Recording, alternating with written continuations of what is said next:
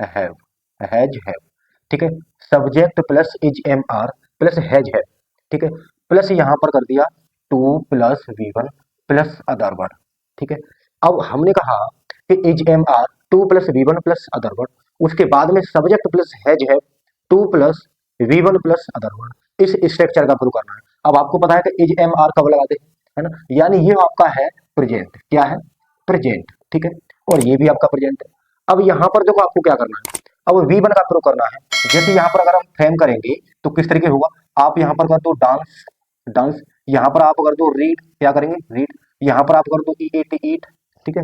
अब इसका सेंस पता क्या निकला, इसका सेंस निकला, इसका सेंस निकल के आ गया वाला वाली, क्या निकल के आया वाला वाली, ठीक, इसका सेंस निकल के आ गया वाला वाली, ठीक है। यदि आप सब्जेक्ट प्लस हैज हैव का प्रयोग करेंगे तो मेरे साथी इसका सेंस निकल के आता है पढ़ता है, क्या निकल के आता है पढ़ता है, ठीक, पढ़ता है।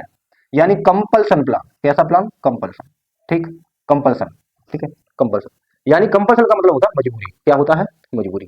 तो अब आप एक, यानी कुल मिला के बात ये है कि इंग्लिश बोलने के लिए और हमें वोकैब याद होना चाहिए, ठीक है। अब इन वोकैब के माध्यम से हम इंग्लिश बोलेंगे, ठीक है। किस तरीके से फ्रेम करेंगे हम, देखो अब यहाँ पर देखो एक एक बारीकी से कॉन्सेप्ट हमें सीखना है। अब यहाँ पर हमने क्या कहा कि सब्जेक्ट आप लगा दो आई लगाओ, चाहे आप बी लगाओ, चाहे आप यू लगाओ, चाहे आप दे लगाओ, ठीक है, चाहे आप ही लगाओ, और चाहे आप सी लगा दो, चाहे किसी का नाम लगा दो, ठीक है, क्या लगा दो नाम। अब इन सब के साथ में आप यूज कर सकते हैं। जैसे अगर मैं ये कहूँ आई एम डांस, मैं नाचने वाला हूँ, मैं नाचने वाला हूँ, ठीक है, इस तरीके से आप कह सकते हैं। यहाँ पर देखो बी हैव ईट, हमें खाना पड़ता है, हमें खाना पड़ता है। तो आप कुल मिला के बात ये है कि आपको ये वोकैब कंप्लीट होनी चाहिए और इनके माध्यम से आप इजी इंग्लिश फ्रेम कर सकते हैं, ठीक है।